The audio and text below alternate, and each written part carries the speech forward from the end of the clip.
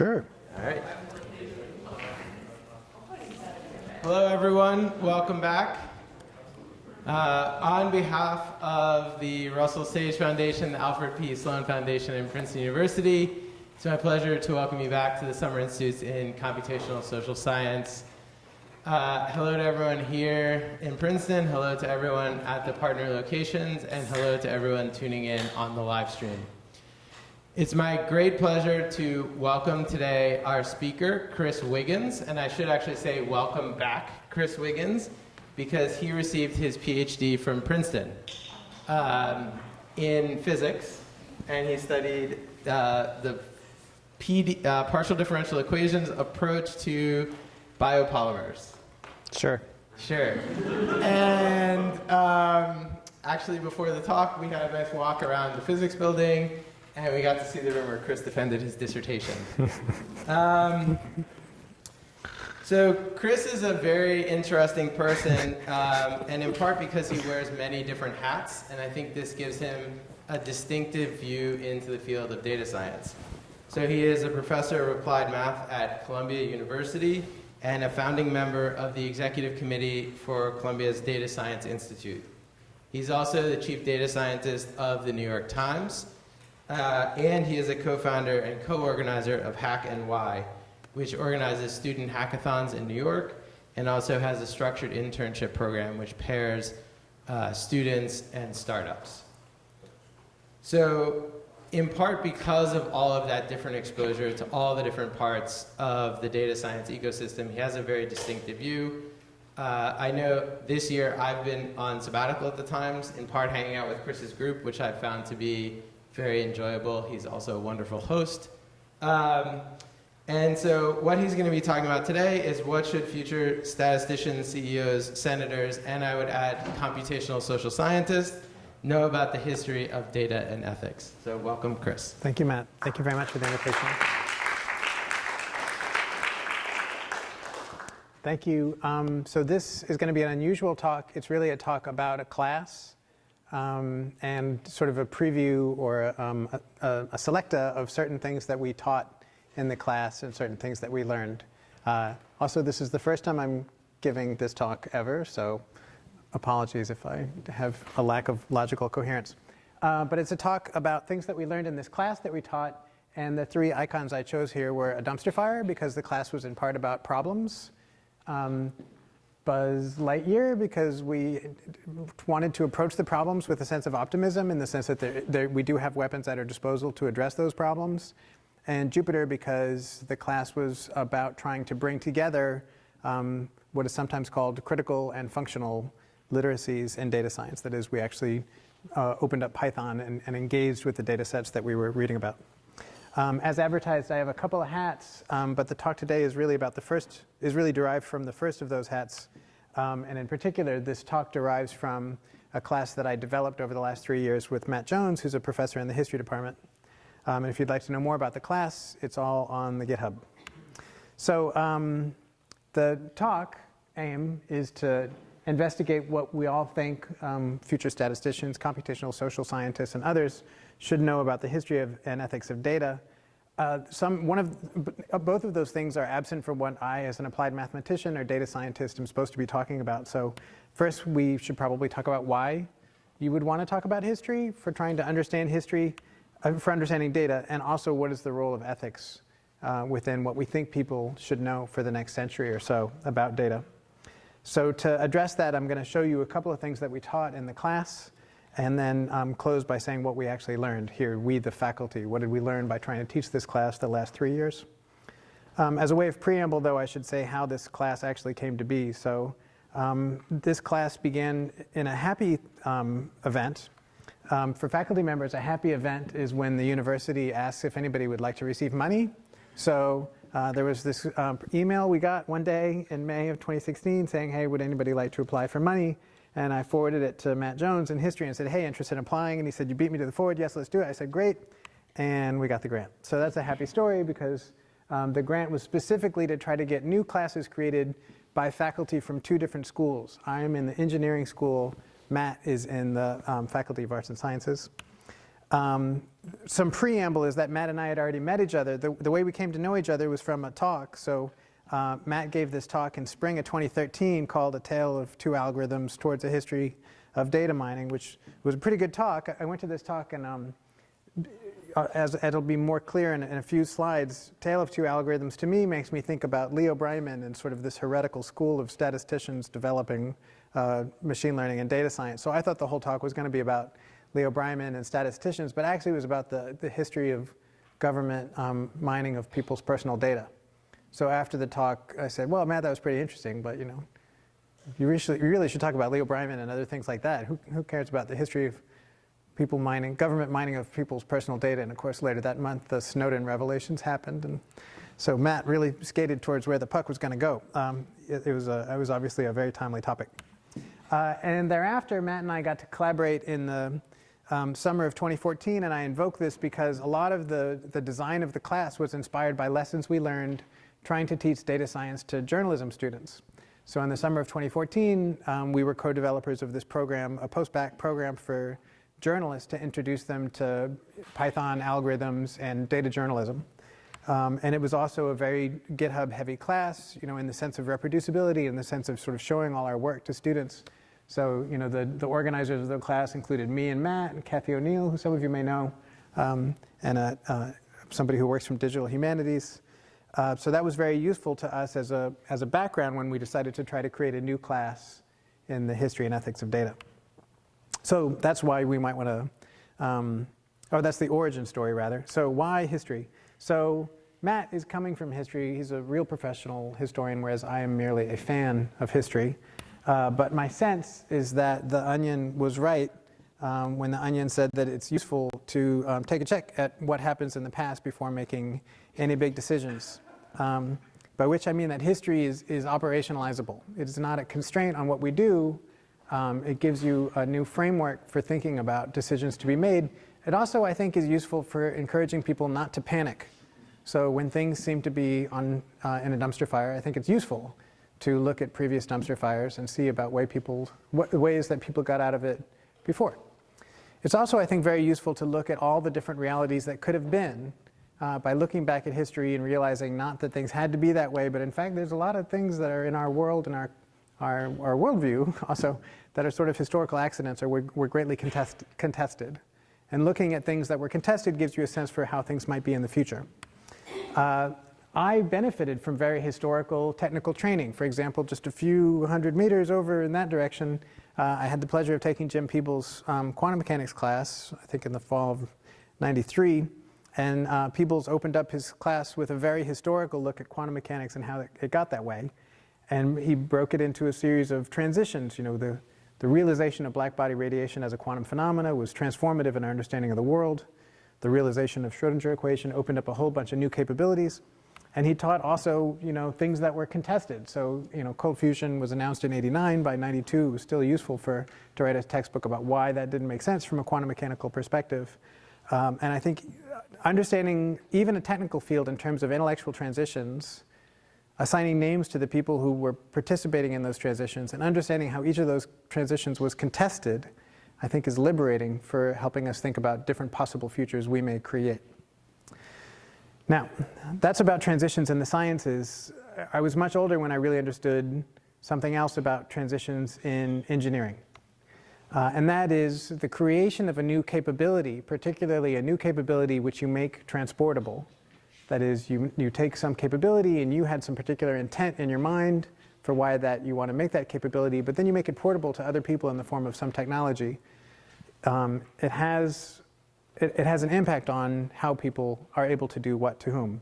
And it made an impact on me when I later read this paper by the cryptographer Philip Rogaway, who opens the paper by saying cryptography rearranges power. It configures who can do what from what. This makes cryptography an inherently political tool, which was a realization to me because given my technical training, I only used the word politics when I was talking about voting and things like that. But to think about developing capabilities and making them portable as having an impact on who can do what to whom, and therefore impacting the dynamics of power and being political, I think was an epiphany for me in thinking about it. And the reason I looked at this paper was it was sent to me by a data science friend who was saying, you could replace cryptography with data science and think the same thing. making a new data science algorithm rearranges power, which we wanted to investigate in our class. Which brings us to why ethics. Why did we want to include ethics in the class? Well, in part, it was from student interest. There's a broad sense from our students over the last 3 years that broadly construed something is wrong on the internet. And they're getting that not only from their personal usage, but from a variety of books. One example from 2 years ago was Cathy O'Neill's book, which is largely about data and algorithms and mathematics. More recently, Sophia Noble's book, which is a great illustration of how algorithms as designed can reinforce oppression.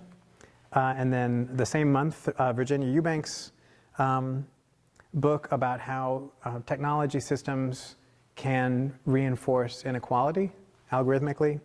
And then this year, a good piece by Shoshana Zuboff tying those algorithms into surveillance capitalism and how money and capitalism can also reinforce those dynamics. Among many others, I don't mean this as a comprehensive list, but this is a kind of thing that's happening in the background of our students who come to this class. Why students are interested in ethics also has a slight dynamic in terms of how the students self-identify. So if I can use a framing from when I was an undergraduate, when people used to talk about techies and fuzzies, not in any sort of evaluative sense of the word, but techies being people having some sort of STEM major and fuzzies being sort of everything else, or coming from the humanities. The techies that we teach, I think, have a more applied and personal interest in understanding ethics, in part because being an engineer in a large company doesn't mean you're not going to jail. As one example recently was, here's a press release from the Department of Justice in 2017 about an engineer who went to jail for, I believe, 3 years for his role in a Volkswagen's duplicitous software to prevent detecting of emissions. And that impacts young students. Here's a story from our local paper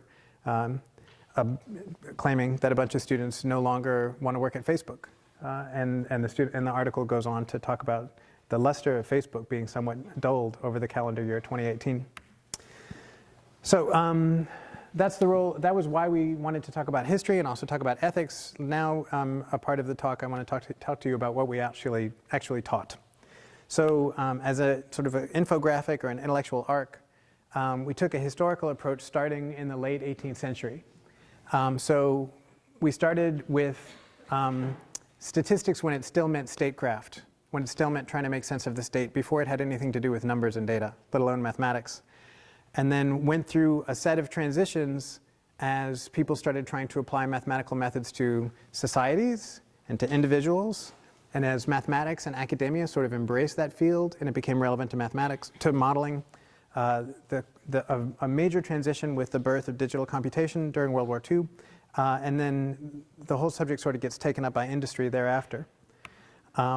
So really this arc just describes what happens in weeks 3 through 11 of a 14-week class. This is the historical bit. You may wonder why we chose 1770s. Every big history class has to start somewhere, so somewhat arbitrarily we chose the year that statistics first entered the English language. Here's where statistics entered the English language, by the way. And an encyclopedia saying statistics teaches us what is the political arrangement of the modern states of the known world. That is, statistics didn't have anything to do with math or even numbers. Statecraft, which was a very applied statement about what the craft was meant to do and what sort of power it was interested in negotiating. Okay, this was a translation from a German document, but the point I wanted to make here is we had to break class into weeks, because that's the way classes are taught. So we broke it into a series of intellectual transitions around who was doing what to whom and whether the subject was considered about aggregating data, or about mathematical modeling, or a martial concern, meaning wartime usage, or a commercial concern later. How do we integrate ethics throughout? The way we integrate ethics throughout is we teach a series of intellectual transformations, but we always have a discussion of the political precondition and the political postcondition. That is, once you've closed the week, you've discussed some intellectual transition, you can say, how did this intellectual transition rearrange power? Who now could do what, from what, and to whom? And that's pretty broad, so to try to make it slightly more analytic, we tried every week to emphasize the role of rights, so human rights and the rights of people, harms, and how did this do something good or bad to people, and justice. How was that harm evenly distributed? I didn't include weeks 1 and 2, but weeks 1 and 2 were largely about just sort of setting the stakes and introducing people to harms and justices around data. So those were the Tuesday's discussions. So as a list of topics, the weeks 3 through 11 were really the intellectual transition weeks, the historical weeks. But those Tuesday discussions were paired with Thursday labs. So on Thursday, we actually fired up Python, pre-authored in Jupyter Notebooks, and each week we had a lab associated with the reading from Tuesday. So we went through and we took some data from the UCI data set. We interrogated the data and really read critically about how the data were created, what assumptions went into how the data were described. Some exploratory data analysis, which you can do easily in Python even before we start talking about statistics or models. We went on and did some things that you'll recognize, like p-value hacking. We introduced people to machine learning through an interactive tool, so that the interactive notebook just says, here are 3 types of machine learning, and then you can interact and understand overfitting with a slider. And when it came time to talk about privacy, we created our own database of ruin by taking data from students who had consented, and then thinking about how we would make that data set more and more anonymous under a technical definition of anonymous. So I thought maybe I would spend a little time taking a few of the topics and showing you in more detail the kind of treatment we were trying to get at by pairing readings with labs. So starting with week 4, which was about the origin of the word regression and about sort of the Victorian program at the end of the 19th century. We got a lot of work, got a lot of use out of Stephen Jay Gould's book, The Mismeasure of Man. Even before we started talking about mathematical modeling, just talking about how people subjectively acquired data. Great story about basically people's brain sizes and the incredible contortions people went under to put the right size beans in the right size skulls to prove out their preconceived notions. So there's a great section from Gould about that. And then we could go and talk about Sir Francis Galton and how he had his own agenda under the word regression. He gave us the word regression, as well as the word correlation, as well as the word eugenics. So we try to speak about that directly, and we can do that by taking Galton's original data. So the lab class on Friday actually takes Galton's original paper, takes Galton's original data, explores it, and does the first regression. That is, we can give away a Jupyter Notebook in which you not only do regression, you do the first regression ever, which in this case was trying to figure out why exceptionally great men, as quantified by their heights, nonetheless suffer from having less great sons who are not as tall. Of course, height was a tool for Galton for understanding other things about the greatness of men. But the most important part of these labs, of course, is the little part that says, now it's your turn. So these labs are interactive. We distribute the Jupyter Notebook, and we grade people in part by their participation during the labs for coming up with their own, in this case, regressions. The next week, week 5, we talked about the origins of IQ and policy, so where data starts getting used to try to make policy statements about what we should do with people.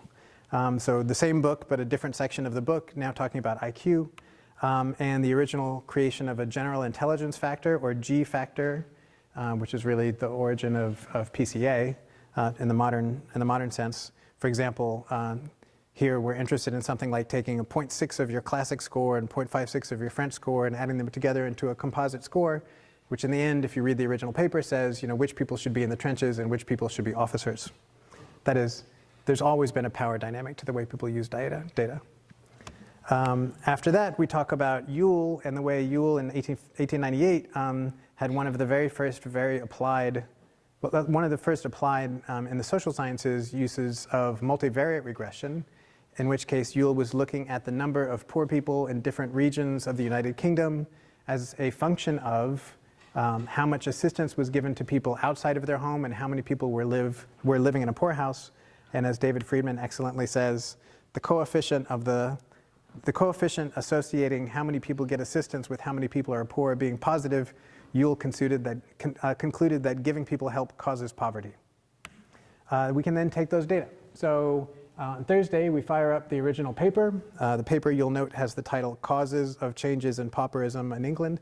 That is directly, even in the 19th century, we were already confusing correlation and causation. right? From the very first applied multivariate statistics in the social sciences, causes is right in the title, even though it's ordinary least squares. So we redo that ordinary least squares and then encourage students to regress a bit on their own. We also look at Simpson's paradox. Simpson's paradox, you may know, is most famously associated with this case of admissions at Berkeley and the claim that admissions was systematically sexist because women were, had a lower admission rate in different departments. And Bickel and others, there's a nice paper from Bickel that we reproduce in this lab, argue that it's not that women are more discriminated against, it's just that the women are applying to the difficult departments. In week 7, we look at the birth of digital computation in World War II. So there's a nice paper by, nice, very legible book by Sharon McGrain about Bayes' theorem. So we took her chapters about World War II. We talk a lot about the hardware that was created for the sole purpose of code breaking. Like before World War II, there wasn't this kind of statistical special purpose hardware. And right away, like at the birth of specialized hardware, like right when data becomes about labor, immediately you see the gendering of labor. So it's a nice historical vignette because you can look at like modern discussions of like front end and back end or any other sort of gendered association of computation, and it's right there at the dawn of computation. There's a lot of great work by Janet Abat, and one of them is this paper, Breaking Codes and Finding Trajectories, on both sides of the Atlantic. So this is a pair of quotes from a Colossus operator in the UK and an ENIAC programmer in Philadelphia. And in both cases, it's extremely well documented with a bunch of original interviews about how the physical part of the labor, as opposed to the mathematical or computational part, was divided, gendered, and lowered in importance. So then the lab associated with that is about Bayesian cryptography. We introduce people to the Viognier cipher and introduce them to some code breaking and some decryption and show you how that works. And then we say, try your own. So again, in all of these parts of these labs, we leverage Jupyter because it allows people to just get started, right? I mean, once you have the Jupyter notebook, you can press Shift Return and magic happens, and then you can go in and break it. So we found that very useful for getting people functionally to engage with data. By week 9, we're talking about privacy debates and big data as it was understood 1950 to 1980. We introduce them to one turning point, which is the reification and canonization of business intelligence by IBM employees. And then we give them an excerpt from this great new book by Sarah Igo, who also got her PhD here at Princeton, history professor. And in terms of original primary literature, there's a great book called The Assault on Privacy from 1971, right, which is very modern sounding if you go read it now. And then in terms of putting data to work for understanding people's lives and deciding, for example, who gets a loan, we look at this great paper by Martha Poon, which is an extremely labor-intensive paper. She goes and tracks down, I think, 12 or 14 of the people who originally worked for Fair Isaac and Company, trying to create these scores by going through people's credit records and subjectively deciding whether these people were creditworthy or not, which became the basis for a statistical model, which now rules our lives.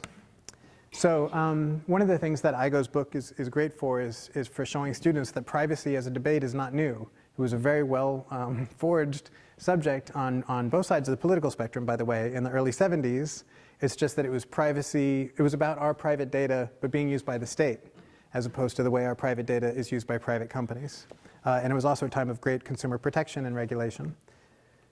Okay, and then for the lab, we fire up some of the documents that were presented to Congress with sort of scary infographics about the corporate state complex. We fire up an example of a database, namely the database from Movie Lens of people's different movie recommendations. We teach them joins and group buys and things like that. And then we tell them about why there was no Netflix challenge number 2. Does everybody know why there was no Netflix challenge number 2? One shaking head, please. They got sued? Well, I'll give you a technical reason. The technical reason is re-identification. And actually, Arvin, who's a professor here, had a hand in that. But you can go through and re-identify people, even the anonymized data from the Netflix release, given that you have other data where people have said what movies they like. Okay. We took a look at data science. It's tough to boil all of data science down to a few papers since actually David Donahoe in the next door over a few years ago argued that it goes back to 1962. So we took John Tukey's paper from 1962, which if you've never read, it's an amazing statistics paper because it opens up very autobiographical and very confessional. I've long thought I was a statistician, but now I've had cause to wonder and to doubt. And Leo Breiman's paper, Statistical Modeling the Two Cultures, which I mentioned earlier.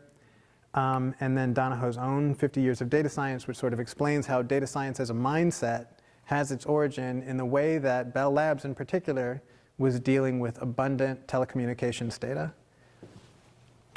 Also, we took this nice paper by Gina Neff from Oxford, which came out last year, that makes clear that a lot of people in data science are actually quite reflexive, as she puts it. That is, a lot of people in data science are actually quite aware of the subjective design choices they're making when they choose an algorithm, when they choose how to pre-process the data, even though it is often pictured that data scientists are not thinking about these things. That, you know, in her experience, and this is sort of an ethnographic paper, she looks at these people and says, actually, data scientists are quite reflexive.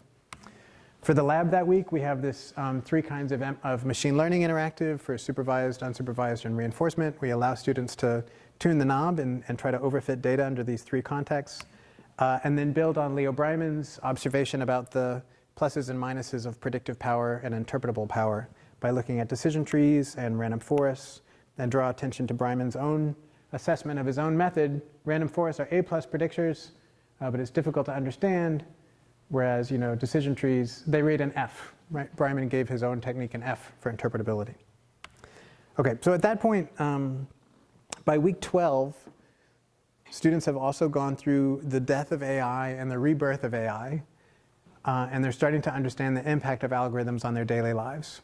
So by that time, you know, weeks 3 through 11, we're constantly closing by saying, how did this capability rearrange power? How did it impact rights, harms, and justice? So by that time, by week 12, they're really ready for some sort of more analytic look at this sort of vague sense that something is wrong on the internet. So we leverage a great textbook for this, which my understanding is that my understanding is that everyone in the room has already read this book. Good. We particularly leveraged chapter 6, which was very useful for me in thinking through ethics in an analytical framework. We also read through this great recent paper by LaTanya Sweeney. It's tough to choose a great paper from LaTanya Sweeney because all of her papers are great, but this one was a particularly good one that balanced the tech and the impact. It's one of many papers that pictures this re-identification idea that if I hand you a data set, it is not, you can call it anonymous because your name's not in it, but if I give you a bunch of other columns and there's another data table somewhere that has those same columns and your name, then those other columns effectively are a join key to put those 2 tables together, and now I know your name, as LaTanya so dramatically illustrated in 1999 when she mailed the governor of Massachusetts his own health records. And then finally, we tried, particularly in the latter part of the class, to include things from as recently as possible. So this was one week where we, the week before, Kate Crawford and Meredith Whitaker had just been interviewed by Kara Swisher, so we were able to include that as a nice piece about all the things that can go wrong around privacy. Now, we followed Professor Selganik's treatment of ethics, which is to talk about how this one time that ethics was made into a government spec, right? So there was one very remarkable time in the United States history where the idea of ethics was tried to make operationalizable to government specification, right? And that was from the Tuskegee experiment. Now, my understanding is everyone in the room has already studied Tuskegee experiment, so I don't need to tell those of you who are in the room. Maybe those of you who are on the internet will be introduced to it. But to start it with a bang, we introduced people to the front page of the New York Times, our local paper, in July of 1972, announcing, thanks to a whistleblower, an experiment on African American men in Alabama who got no treatment for syphilis for 40 years. As mentioned, I'm pretty sure this is in Professor Selganik's book also, but it was not clandestine, right? The people who were doing it didn't think they were doing something that they needed to hide from the outside world or from other doctors. They thought it was a perfectly fine thing to do.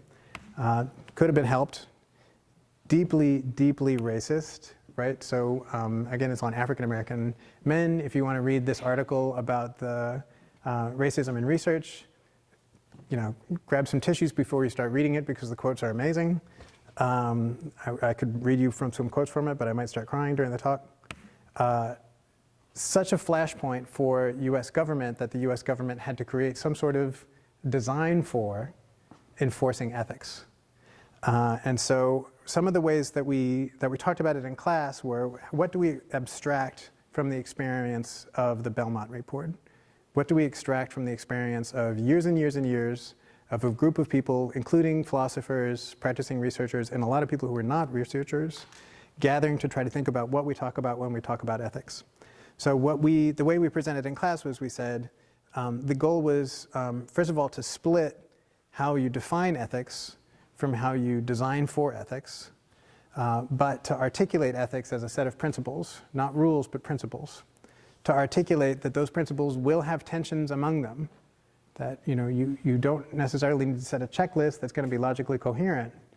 You can do something that will last for a long time and be flexible for new situations by stating general principles that may not necessarily always fit well together, but to articulate those tensions. And then after you've articulated what you mean when you define ethics, then you articulate how you're going to design for ethics.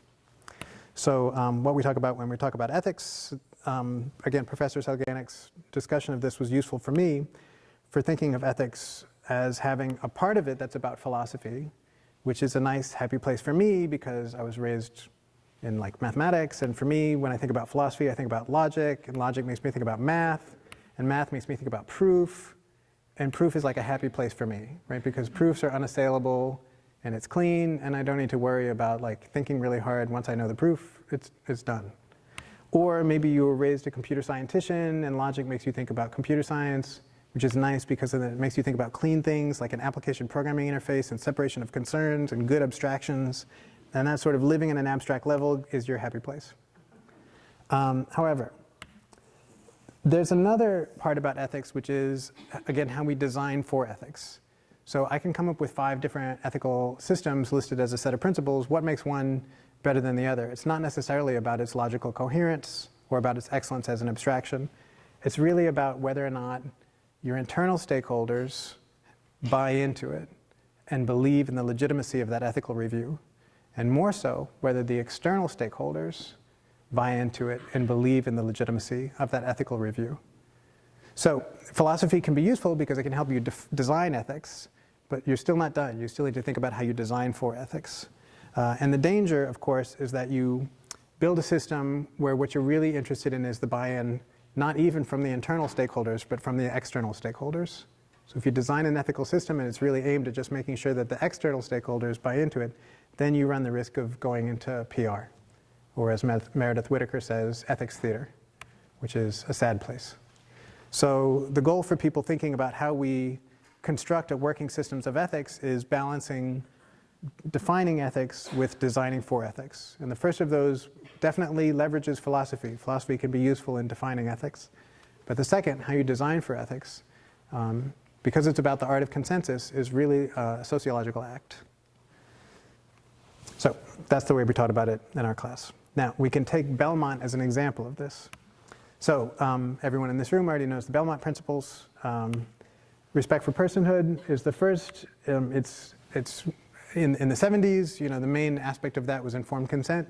We now live in a digital age in which informed consent is a murky concept, particularly when dealing with private companies and everything they do with our data and all the ways that we use their free services in exchange for free spying on us all the time, as Eben Moglen put it. And now, more often people think about that in terms of respect for the autonomy of the people. Are they given a chance to make autonomous decisions about how their data is used? Beneficence, you've already studied. Do no harm is sort of a broad, but perhaps not so useful way of thinking about beneficence, because after all, I can do no harm by never talking to you or interacting with you. Rather, it's useful to think about beneficence in terms of maximizing benefit, clearly articulating and auditing and thinking through the risk. And justice, not in the sense of did you obey the law, but were things fair?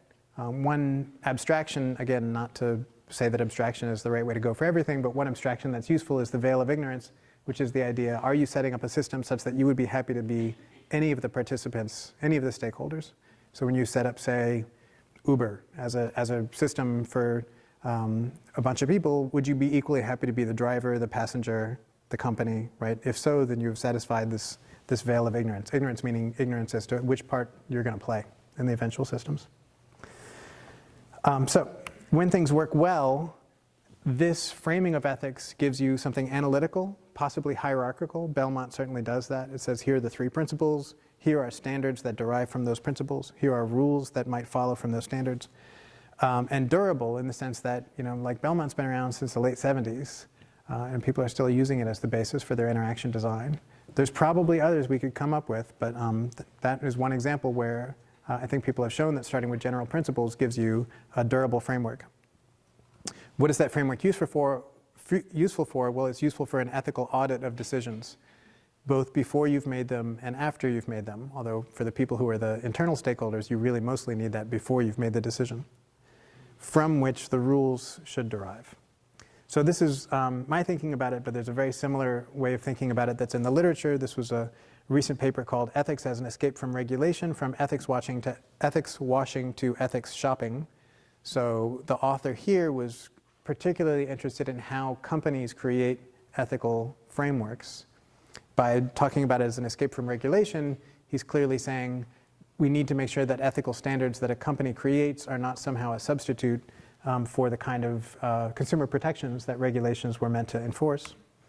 So how do you create something that works? He says, first step, get external participation, engage with all relevant stakeholders, not just the internal stakeholders. Again, you would like to construct an ethical system that not only has buy-in from the internal stakeholders, but also the people who are going to be affected by those decisions. Provide a mechanism for external independent oversight. As you've heard, the Belmont as a definition and as a design has limited input from researchers in order that you don't get the situation that the researchers say, yep, that's a good idea, let's do it. Ensure transparent decision-making processes on why decisions are taken. Again, the why, I think, is one example of why having some understanding of philosophy is useful, right? Having some philosophical principles gives something we can agree to. Develop a stable list of non-arbitrary standards. Again, you can't violate your ethical principles if you don't write down ethical principles. So you need to write down what your principles are. And ensure that those ethics are consistent with human rights. So if your ethical system is, I don't know, move fast and break things, or if your ethical system is get rich, die trying or something, then you're not necessarily in concord with something that external stakeholders are going to agree to. Fundamental human rights is a good anchor. And provide a clear statement of the relationship between commitments made and existing legal or regulatory frameworks which may be in conflict. That is, you may have an ethical system which conflicts with local laws in some country where you're interested in doing business. So you may be interested in doing business, but if you want to be an international company, it would be great to have some set of principles that your internal employees and external stakeholders from other countries are going to buy into. Okay, so you can take that framework and think about what happened at Belmont and analyze it in that framework. So principles were articulated. Those principles, as I'm sure you discussed from chapter 6, are also consistent with norms, rights, and philosophy. Right? Those principles didn't come out of nowhere. It came out of a lot of hard work and were informed by both philosophical principles and societal norms. The tensions were articulated. That is, there wasn't a claim by the authors of Belmont that the principles were going to be straightforward and easy to follow, like a checklist or like an API. There was an understanding that those principles would have tensions. For example, ends versus means, I'm sure is something you talked about already. And then, after you've articulated the principles, then you articulate a design that will support them. So in chapter 6, I'm sure you talked about one particular design, a general case of interaction design, namely the IRB. So what are the designs there? Well, there's interaction design, there's process design, and in the case of Belmont, that led to the IRB process. But in a company or in some other community, there's a very different dynamic among powers, and therefore there may be a very different design that enforces that definition. Right, and I'm using design in a pretty loose sense. I'm using it in this sense from Mike Montero. Design is the intentional solution to a problem within a set of constraints. Implicit in that, and that definition is very general, but implicit is the role of powers, right? Somebody gets to decide what's the problem, somebody gets to decide what is the constraints, somebody gets to decide what constitutes a solution. Okay, so that was week 12.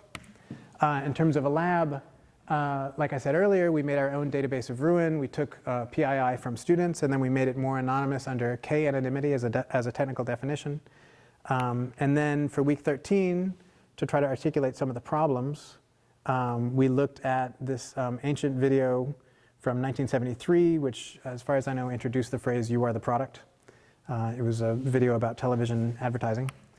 And then looked at an ancient paper from 1997 about the attention economy and the web, right in early days of World Wide Web. We coupled the advertising economy with the venture model. So we looked at this book by Annalise Saxenian about venture capital, the impact of venture capital on information platforms. This was a nice article by a law professor where he thinks about fake news and Tide Pods as different points on a spectrum. And then looked at this paper recent paper. Again, we like to include some recent stuff by a Silicon Valley investor about the problems with blitzscaling. Blitzscaling meaning basically you provide so much venture capital that you just buy an entire market. For example, transportation. By the time we got to week 14, students were interested in hearing not just about the dumpster fires, but about potential solutions. So by looking at solutions, we wanted some sort of intellectual framework for organizing potential solutions. So the framework I used was one that I adopted from another venture capitalist, Bill Janeway, who was interested in the three-party game, the unstable three-party game that drives new company formation, in which you have private companies, for example, private investors. You have the government, which both creates regulation, but also often invests in new companies. And then you have the private market.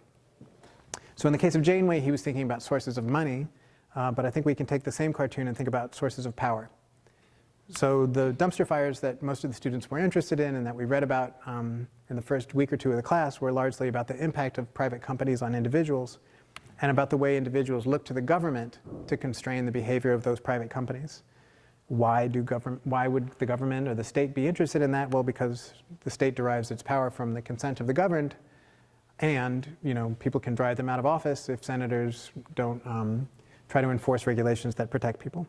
So that's a type of unstable power dynamic. One of the things we tried to introduce to students was the fact that they as individuals, or individuals more generally, also have their own role in shaping corporate powers, and that different corporations have a role in shaping the way that different corporations behave. One notable example of that is the press, right? The press is itself a set of private corporations, and they have a non-trivial impact on the way that companies behave.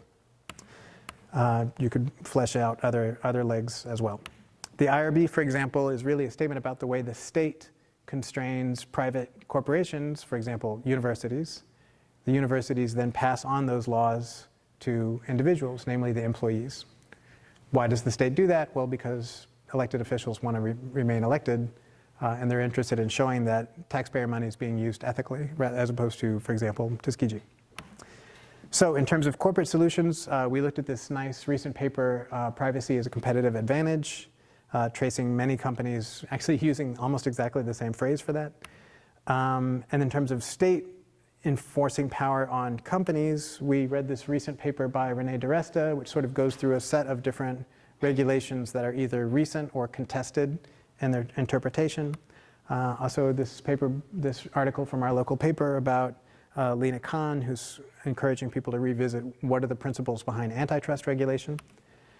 Some examples from the René DeResta piece are GDPR, California's own privacy law. René makes passing reference to hipster antitrust, which is what enemies of Linda Khan have tried to dismiss her and her colleagues as. Communications Decency Act, Section 230 is a great example where a law was proposed to try to limit transmission of information. In Section 230, ISPs managed to get a carve-out to protect internet platform companies so that they shouldn't be liable. And then the original intent of the law was totally stricken down as unconstitutional in ACLU versus Reno, but Section 230 remained. So it was sort of a boomerang where the law was created to try to limit certain information. There was a carve-out. The original intent was struck down, but the carve-out remains, which is why so many information platform companies portray themselves as legally protected. In terms of people power, we tried to remind students that they themselves have power, right? I mean, we think about people having people power as individuals or collectively by, for example, boycotting companies. But you also boycott companies when you deny them their data or when you deny them your own talent.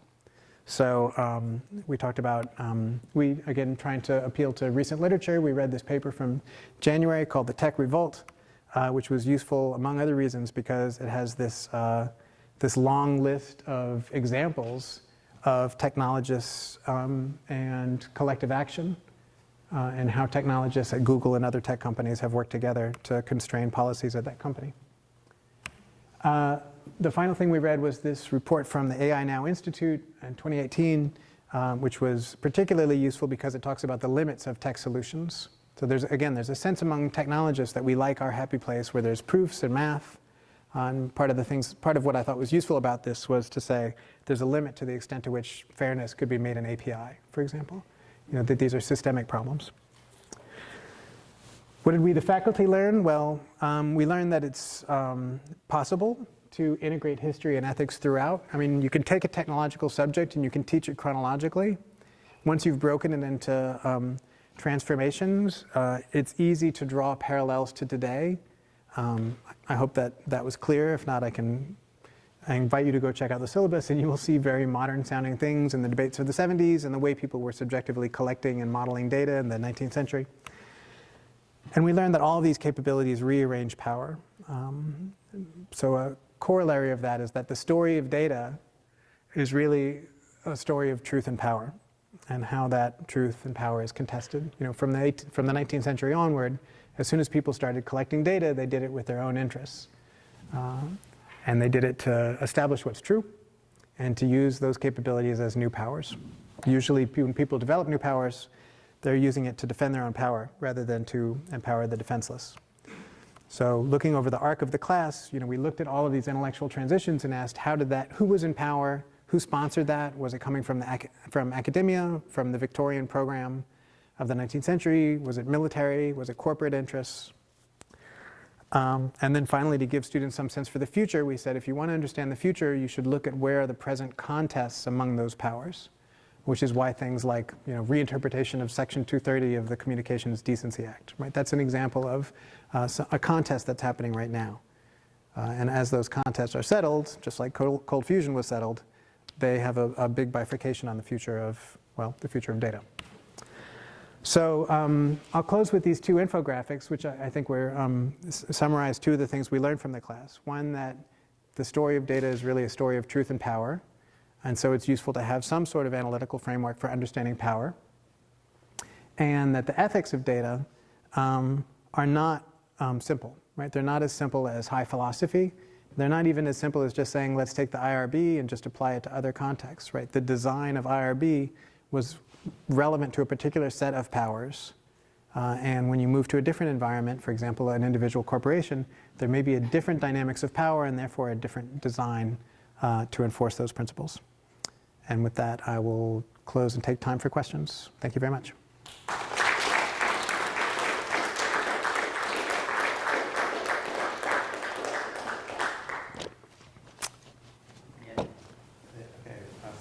Please remember to pass the mic so people on the live stream can hear. Thanks. That was fascinating. I especially enjoyed the part hearing about the history of regression and something about random forest getting an F for interpretability.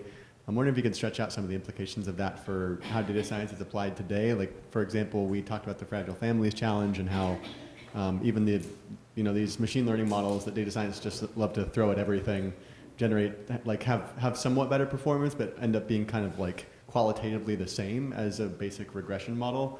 So I'm just wondering if you can speak to that kind of like cognitive lapse in a lot of thinking today about these things. Yeah, it's a good subject. So let me just, I think your question was about interpretability. Oh no, I'm good, thanks. As you're saying that, I realized we left out another paper that we read by Cynthia Rudin that was specifically about interpretability. So, any learned model, including Yule's model, right, has limits in terms of interpretation, right? It's different from AI 1.0, which was a set of heuristics and expert systems when you learn the model from data. One of the ways that you don't know how to interpret the model is how will this data behave on some new distribution? So you trained it for one set of people and their images, and then you deploy it, and there's a totally different demographic group that's doing image tagging, and you can't really predict how that thing's going to work. The other thing, of course, is causality, which is well known, that you take this model and it may be predictive on the data set you've used, but if you go in and intervene, you may lose all predictive power. And so interpretability challenges you in terms of how the model will perform on some new data set, for example, some new demographic group, how the model will or will not have structural interpretation, which means that you can go in and change one thing and you'll still retain predictive power. And then, of course, there's edge cases. So design is full of examples of people deploying a product and they test it on themselves or they test it on their friends, and then when they deployed it in the wild, it did something that they didn't interpret at all, or people used it in an adversarial way, and the designer dismisses that as an edge case. So that's one of the reasons why interpretability has a lot of fear associated with it in data science, because we're deploying products and we definitely can't predict what these models will do in all the different edge cases, meaning all the different future uses, particularly adversarial uses. I think the way it's related to ethics is that, again, getting back to the idea that Belmont's principles, I think, are durable, but Belmont's implementation was for a particular set of powers. When you deploy software as a service, when you deploy, a feed, I think you have an obligation to monitor people's experience with it, right? And it's very difficult to recall a gun. It's very difficult to recall a car, but it's very easy to modify an algorithm. In fact, for any information platform company, you're being subjected to different algorithms all the time under A/B testing. I would say the way that it's relevant is as these models get more complicated, you don't stand a chance as the designer of having predictive power for what's going to happen in every adversarial use case in every demographic group. And therefore, I think it becomes an ethical principle or an ethical design to monitor the way people use it and to intervene as things have negative impact in ways you wouldn't have predicted.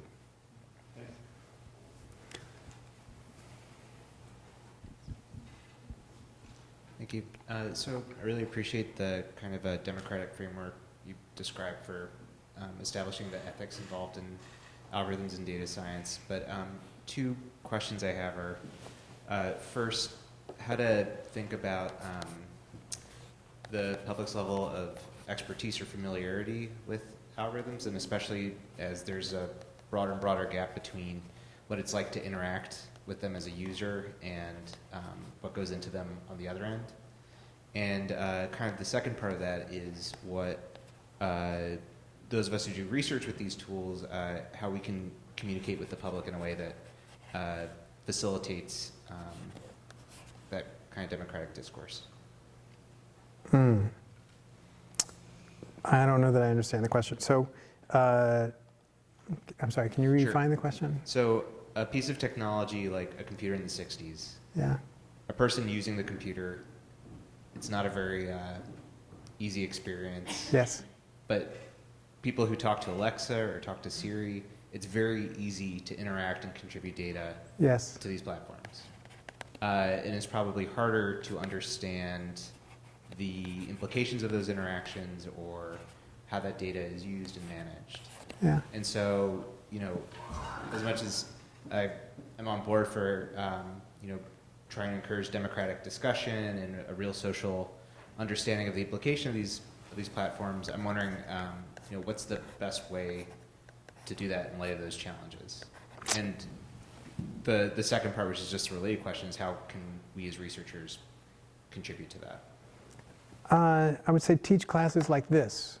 So maybe a useful cartoon is the one worked out by Stuart Selber in 2004 in the book Multiliteracies for a Digital Age. So I don't really like the word literacies, but I'm going to draw on this particular work. So Stuart Selber is an English professor at Penn State, and sort of getting annoyed at hearing everybody say everybody should learn how to code. He said, what do we really mean by saying everybody should be computationally literate? Right? For some people, it would be great if they knew how to code in C or Fortran or whatever. But what we really want as a society is for everybody to be rhetorically and critically literate. So I do think there's an opportunity for all of us who are teaching data science to think about what we mean by having people have, making sense of data science. Because what we want is for everybody to have all three of those things. We may not have everybody have functional literacy. We may not have everybody, doing deep learning. But we could probably have everybody be critically literate and rhetorically literate. Rhetorical literacy, meaning you know how to take the output of say, an algorithm and know what it implies and know how to advance your cause or advance your narrative using that output. And critical literacy, hugely important, which is when somebody comes at you and says, I'm denying you a loan because the algorithm says so, even if you don't know how to code up logistic regression, you should be able to know, well, wait, that's because you trained it on this data set. You know, it has to be consistent with these laws, right? That's sort of critical literacy you can teach without asking anybody to understand flip-flops, you know, like internal memories or anything like that, right? So, however, you know, what is the you know, core curriculum of critical literacy is going to be different in different ages and different decades. But I think that's one of the things we can do is we can stop sort of putting functional literacy as the sole type of literacy we're aiming for. And just as Stuart Selber emphasized in this 2004 book, you know, what we really want as a functioning society is to help everyone get to rhetorical and critical literacies. Gina Neff describes this field as critical data studies. So there is a field being born, Gina Neff and others are creating it, in critical data studies, which is distinct from, but certainly overlapped with, how to crush code to, you know, develop a deep learning model to detect cat faces or something.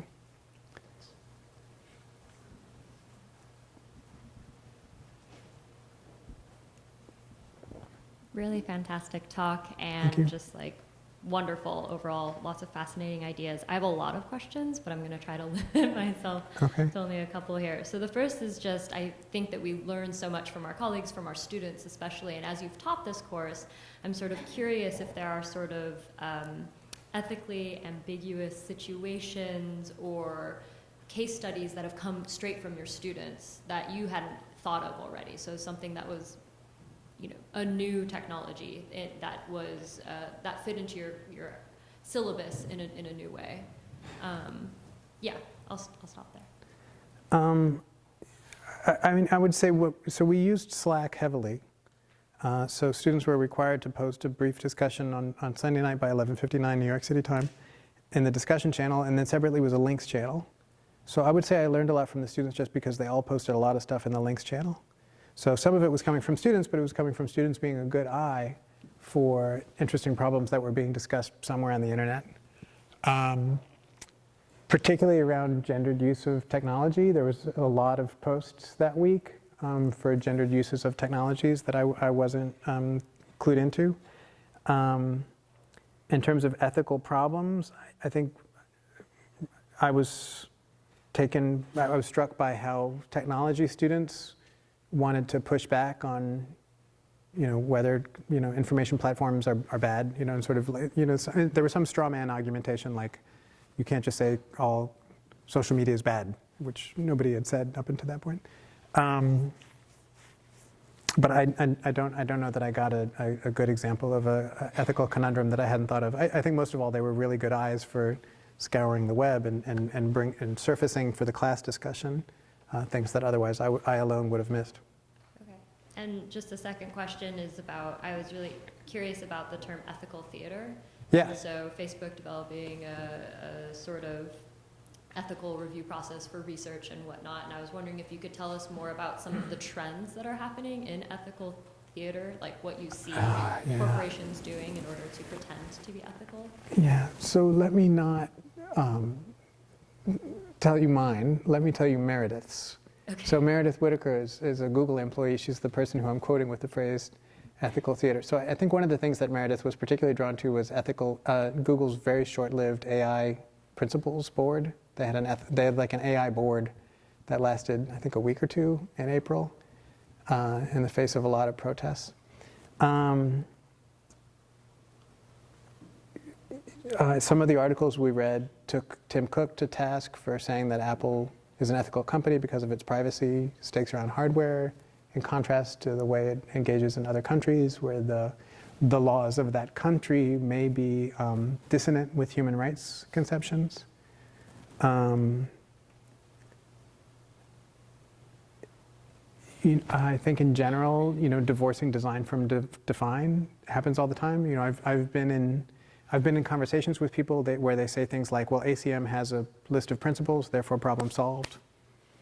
Right? So I think people conflate define and design easily.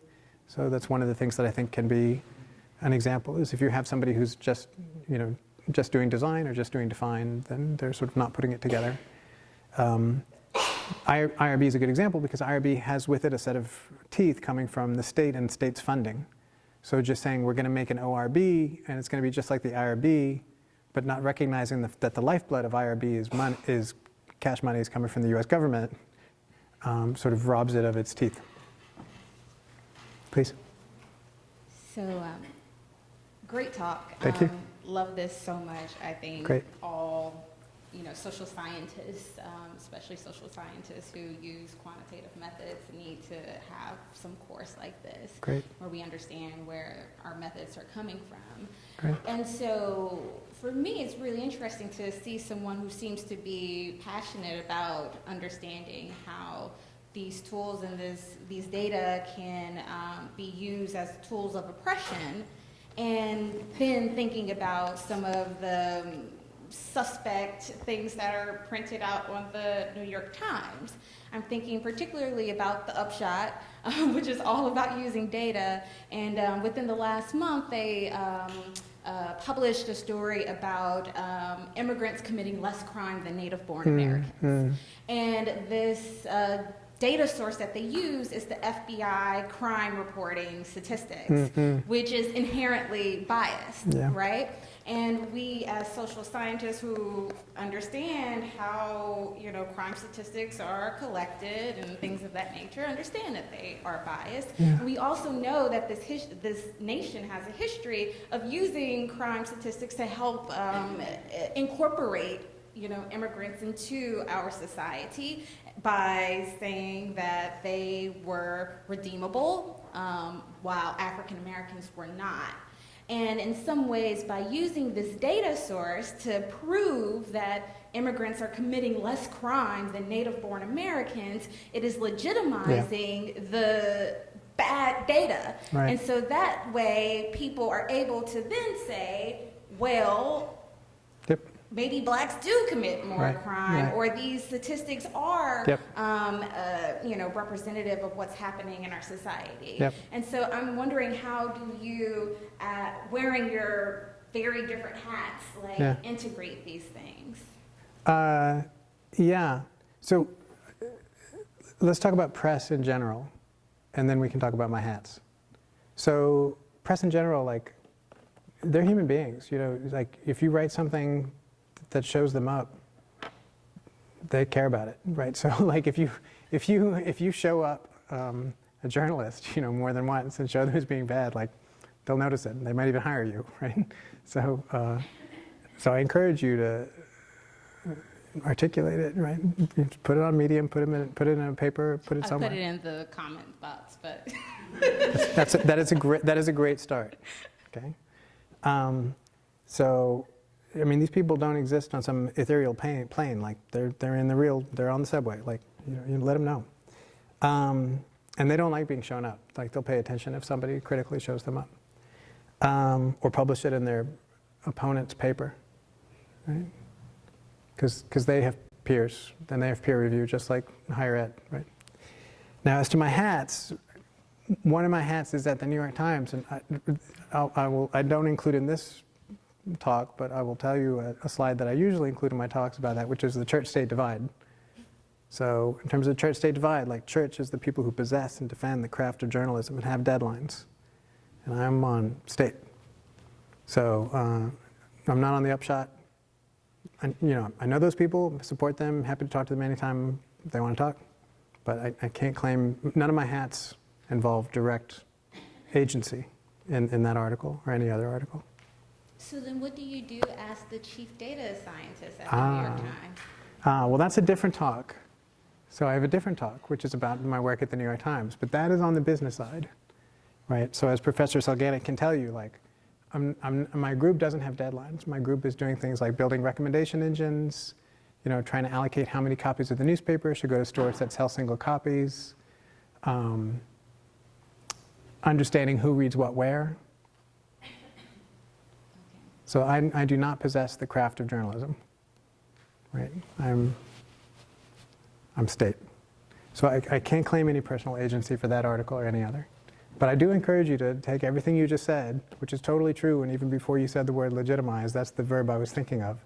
Just to take somebody else's biased data, which is represented as being a data set of crimes, when it's really a data set of arrests, for example, right? And by doing any analysis of it without being critical of it, you legitimize the data set. Totally agree with you. I encourage you to write it up and put it in Washington Post.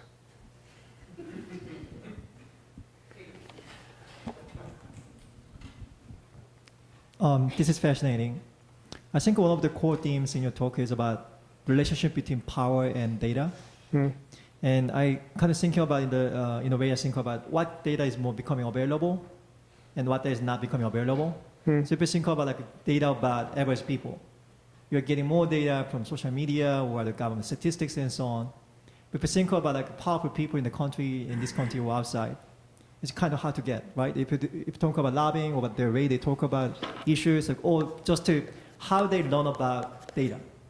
So they get some data from FBI or other agencies, and what kind of things they infer from data, how they learn it, and how they apply that to the way they make policies and so on.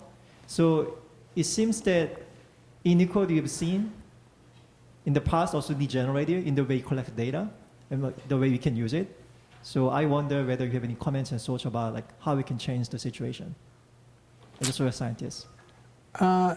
Right. So first, let's expand on the phrase "hard to get."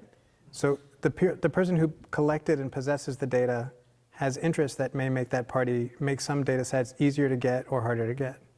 So like if you have an interest, you may have an interest in not only making the data easy to get, but promoting that data set and making sure everybody knows, here's this data set, go analyze it as you want, because that person knows that the data was collected in a certain way that advances something. For example, just labeling any data set as a crime data set when it's really an arrest data set. Just by choosing that regular expression, you were advancing a particular model of how the world is. But in terms of what are our powers, whether it depends on whether the data set is sitting in a private company or in a government or with an individual. There's always some balance of power among people connected in a society.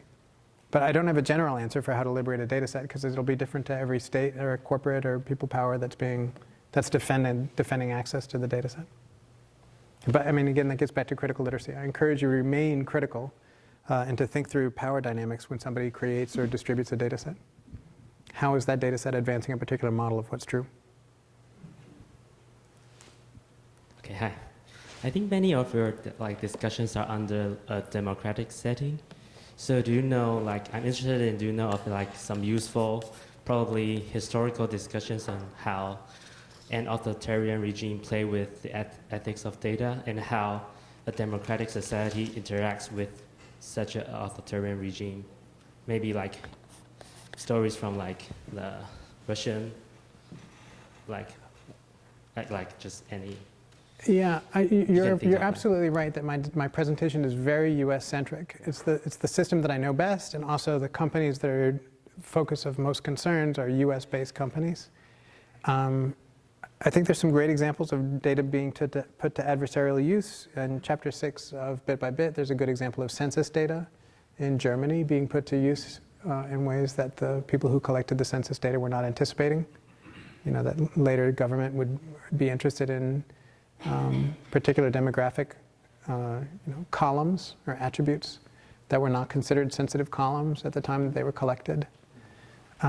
So I would say the use of data by the Third Reich would be many, many PhDs worth of information, because it's a well-studied case of people putting data to work. In terms of other country, I don't know that I have a general lesson to learn about the way other countries use data. Sorry. Hi, thanks for your talk. I found it really fascinating. I wanted to I think my question will sort of dovetail off of Victoria's. So I found the association between the close association between ethics and sociology pretty interesting, and I wanted to sort of dig down that rabbit hole a little bit. So as we sort of know from Sarah Igo's work, among sort of others, we know that social scientists have really been sort of pioneers in the use of social data and the sort of techniques for analyzing it. Yes. And so I wonder if we might be sort of if perhaps it might be wise for us to be a little more skeptical of like how social scientists like think about the ethics of these data sources, and whether perhaps like other academic professionals might be a little bit better positioned to sort of help us think about that. Is there a particular prior work by social scientists that makes you think we should be skeptical? So, for example, there's like experimental work in psychology that had sort of more sort of questionable sort of ethical principles to it. Yeah. Just sort of in general, I think that there's a sort of the history of social science ethics is fairly fraught. And so I wonder if we might sort of think about, and for example, the Belmont report was authored by like biomedical experts and lawyers. Yeah, So and I wonder administrators, absolutely. So yeah, absolutely. I mean, where you're designing, I think the consensus that you will get both from internal and external stakeholders is enhanced if there's not too many people from one group, professionally or otherwise, that are getting to decide what's ethical. So Belmont was real clear about that. So here's a quote from the Belmont report itself. Commission's deliberations on institutional review boards began with the premise that investigators should not have sole responsibility for determining whether something is ethical. Others who are independent of the research must share this responsibility because investigators have a potential conflict by virtue of their concern with the pursuit of knowledge.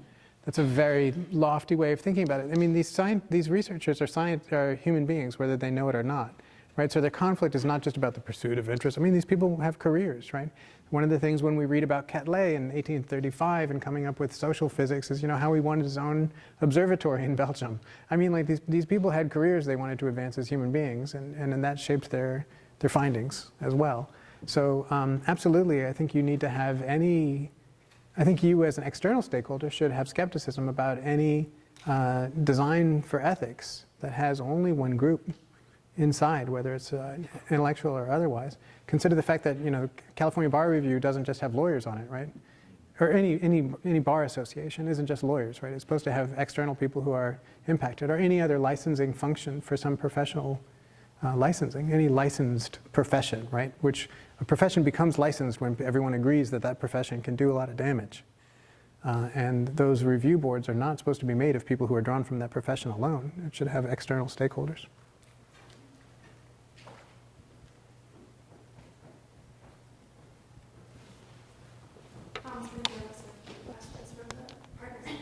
Great, thank you. So both these questions touch upon an earlier topic, which was sort of this Western focus in your presentation. First, Matteo from our RTI site states, your course sounds super interesting and very relevant, but hearing your talk and taking a very quick look at the syllabus, it seems centered mostly in Western examples and authors. What are your thoughts on some of the topics you mentioned today that could behave differently or have been historically presented differently in places other than Europe and U.S.? You mentioned the Germany example. I don't know if there are other examples or thoughts that you might elaborate on. I completely agree, and it's sufficiently outside my expertise that I think the most honest answer is I look forward to learning more, and I hope that my email address is up there, and I hope that people will send me better references so that I can have a less Western-centric presentation in future years. Here's my email address.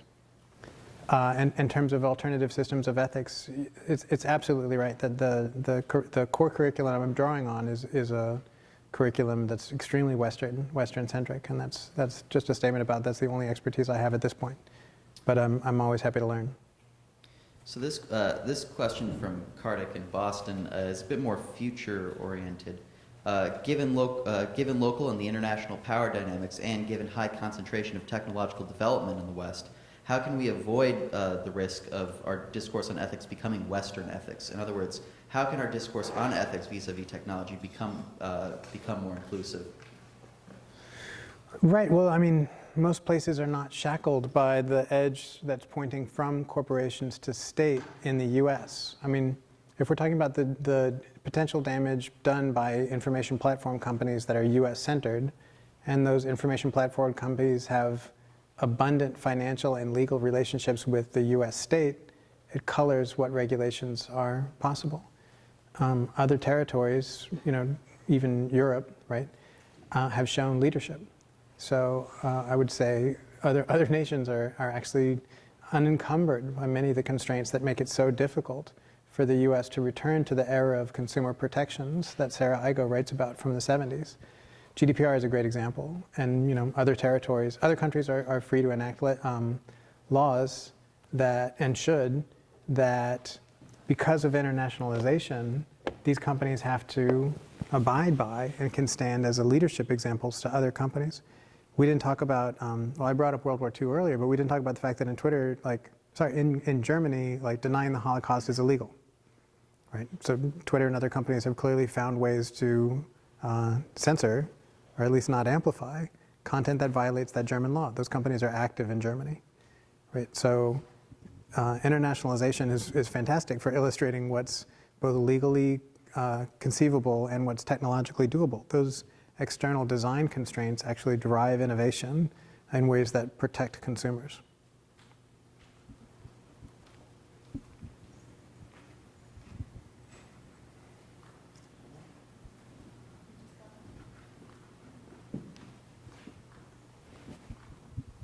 All right.